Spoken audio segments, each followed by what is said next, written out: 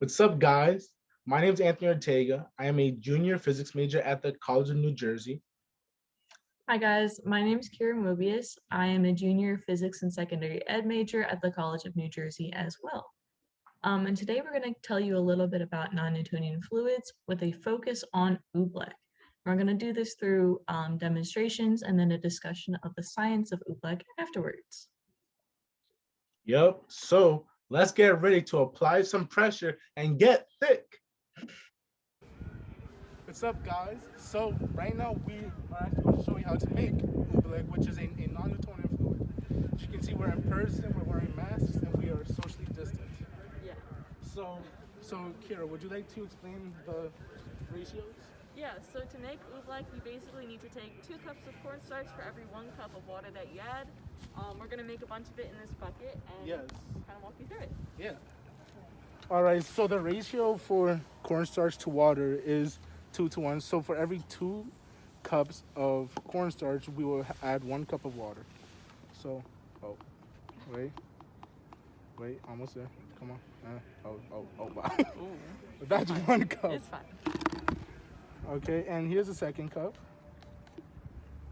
Okay, almost. Oh, Okay. we're adding the water. Oh, we're adding the water I'll add like this much to more. the mixture.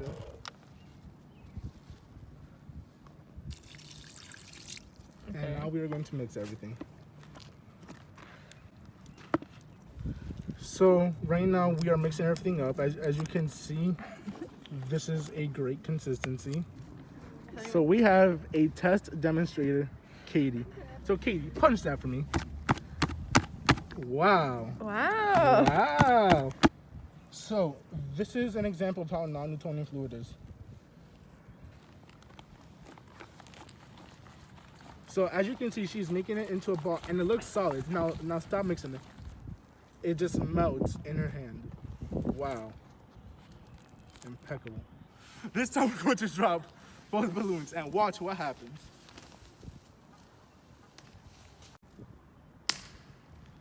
Cool. All right, right now we are taking the Oobleck and we're going to see what happens when you launch it at a tennis racket.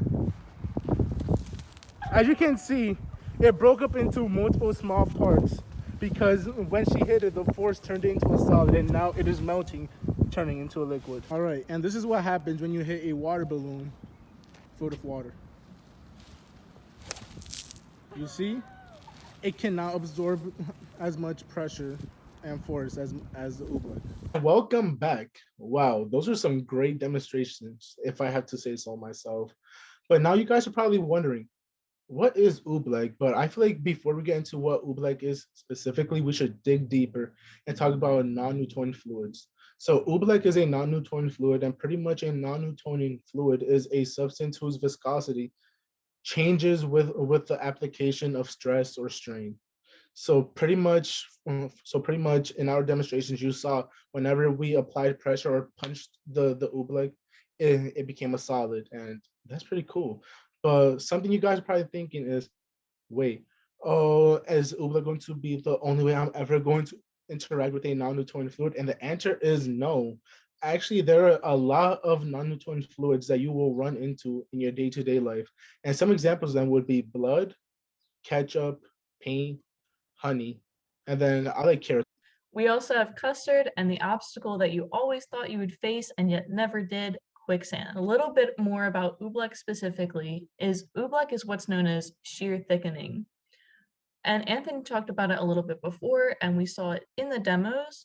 When you hit Oobleck, it turned into a solid, which is really interesting. So when you're applying this amount of stress or putting pressure on Oobleck, it resembles a solid. It behaves like a solid, and you can't break through it that easily.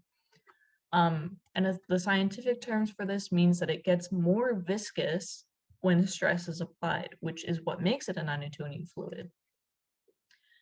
And what's really interesting is the way that the particles that make up Oobleck interact with each other. It's a really complicated process that scientists are still trying to figure out now.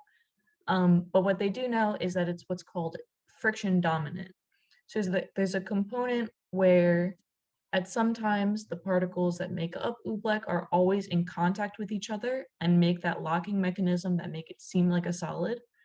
But there's also a portion of Oobleck where the molecules are able to slide past each other when that stress isn't applied anymore. And both of these components are needed to make a non-Newtonian fluid, and specifically a shear thickening one, the way that Oobleck is. Wow, Kira, thank you for all that great information. Now, you guys are probably wondering, what are all of the uses of Oobleck and other non-Newtonian fluids?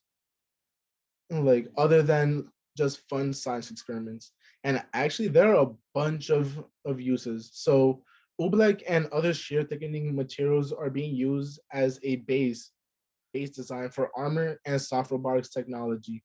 So, one way you could think about it is this: as we applied pressure, or even when we punched the oobleck, you saw how it was able to absorb the blow. Therefore, it would be great for body armor. So other than oobleck being used as a base design for armor, oobleck and other non-toning fluids are also great for soft robotics technology. And pretty much what that is, they are robots that are modeled after living organisms.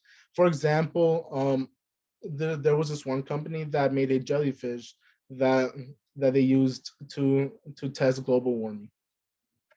Oh, that's a really cool application, Anthony. Thanks for sharing that. It also relates to condensed, specifically because the material changes its properties based on the application of stress and strain variables under extreme conditions. And that's all we have for you guys today. So I hope you learned something about Oobleck.